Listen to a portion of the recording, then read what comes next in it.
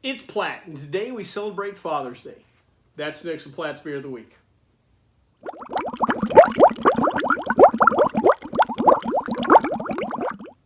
So the particular beer we have today, which is appropriately named, is Dad Pants. Comes to us from the fine folks at Barrel Brothers Brewing.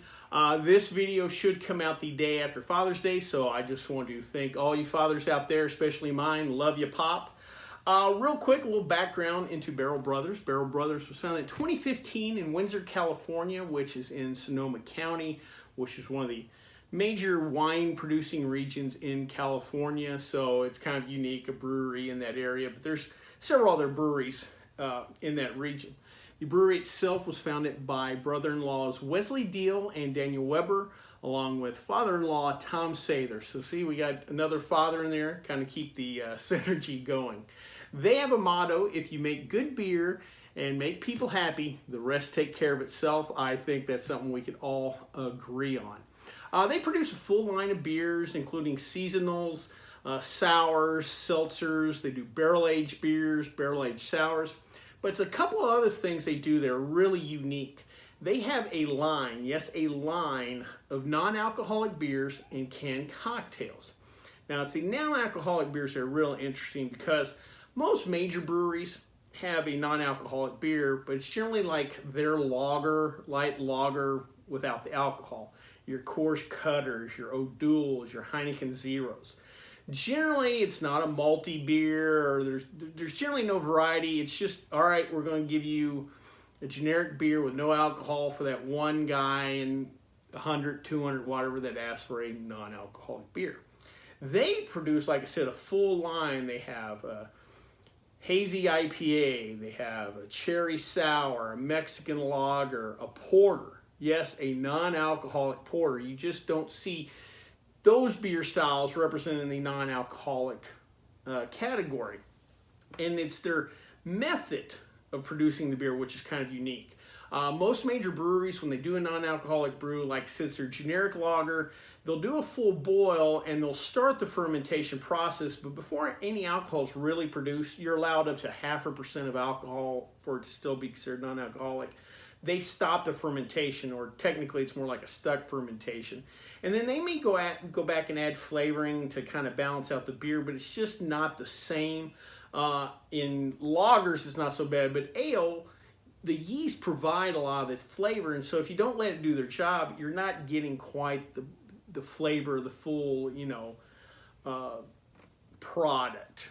What they do, like I said, is kind of unique. They go through the full process. They do a full boil, a full fermentation, and then take out the alcohol.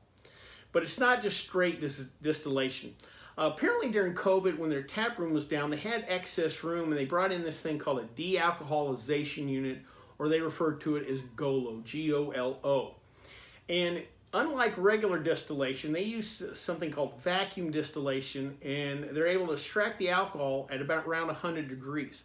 Most distillation occurs around 175 degrees, and at that temperature, you're going to affect the flavor. Or around 100, it's kind of like if you left it out in your car for a little bit. Yeah, it's not the best, but it's not also the end of the world. And that's how they're able to produce these full line of beers in these unique categories and have no alcohol. They take that excess alcohol that they pull out and use it for their canned cocktails. Now, I've got several questions, some of them technical, some of them not so much, but my primary ones, I'm not sure how they get away with this because of the way government regulations are about, breweries brew beer, distilleries make spirits, wineries make wine, cideries, and they generally don't let you do 2 of those things at once or 3 of those things at once. So I don't know if it's the vacuum distillation and they're saying, well, it's not real distillation or whatever, but they do it, and good on them because it sounds like a pretty cool idea. Real quick, let's get into some of their other beers that actually have alcohol in them. First is Dark Sarcasm Porter. It's a 7% ABV porter. I believe if they don't now, they did at one time, did a non-alcoholic version of this beer, so again, kind of interesting. This beer is made with real Madagascar vanilla beans. Seems like every time I bring up vanilla beans, there's some Madagascar vanilla beans, so I guess that's the hot spot for vanilla beans. The next beer is called Naughty Hops, a 6.5% ABV, kind of straightforward IPA made with malted wheat. Now this next beer has got my interest peaked. I'm definitely going to find a bottle of this. It's called Bamboozlery. Hopefully I said that right. 20% ABV, that's right, 20% ABV. It is a strong ale that's been aged in bourbon barrels for 3 years. So it's had plenty of time to soak up all that bourbon goodness, and the alcohol will build in the process through evaporation. I would love to get a hold of a bottle of this because I bet it is yum, yum, yummy.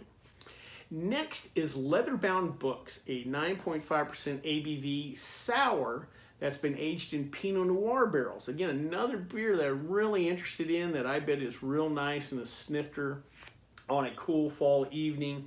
Again, interesting stuff they're doing in a barrel up at Barrel Brothers. Lastly, their canned cocktails.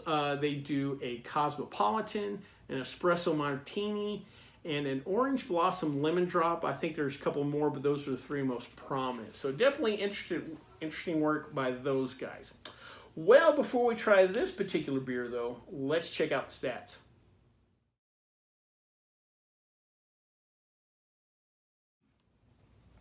So real quick before we try this beer, I want to talk to you. It's summertime, time for road trips, vacations, what have you. And of course, one of the most popular destinations is here in Las Vegas. I've answered several questions throughout the years on my different videos about Vegas.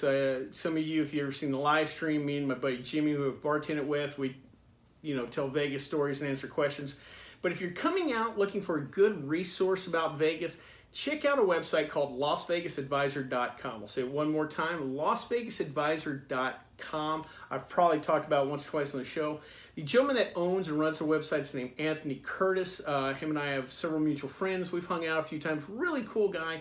And nobody knows more about Las Vegas than this guy, especially the casino scene. If you've ever watched shows like, on the Travel Channel, the various Vegas shows, or Bar Rescue, where they're doing a bar here in Vegas and they may have gaming at the bar or something like that. He is the gaming expert, and like I said, you've probably seen him if you've seen any of those shows. One of the real cool things he does on the website is he always keeps a list of Vegas's top 10 bargains. And with things getting expensive like they are now, it's kind of handy to have that information. Also, too, he knows a plethora about all the different restaurants and stuff. If you ever got to meet the guy, you could literally ask him, all right, where can I find the best Reuben in Las Vegas? Or where can I find the best pulled pork sandwich order? He knows it all as far as that goes, too. So definitely a great resource. I will leave a link down below. All right, enough about that. Let's drink a cold beer for the dads.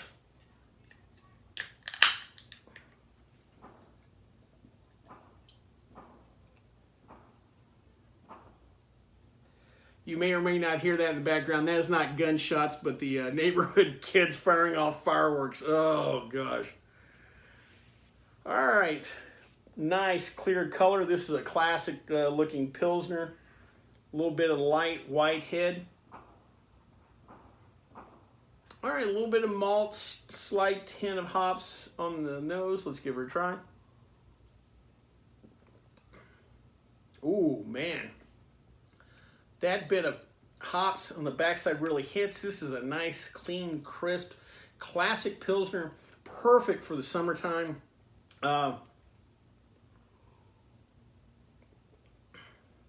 Boy, that hop crispness in the back of your mouth really hits. It's really nice and clean. Man, this is a well-executed Pilsner.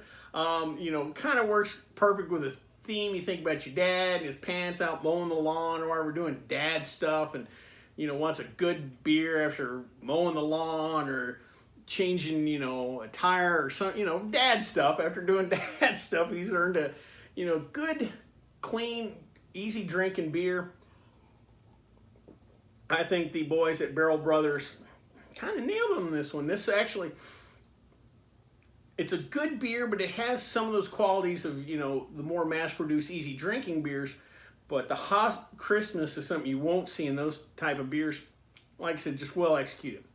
Well, I hope you liked this video. If you did, please subscribe down below. Also, please like the video because it lets YouTube know we're putting out good content.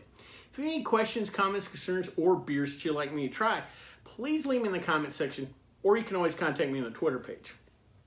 Until next time, bottoms up.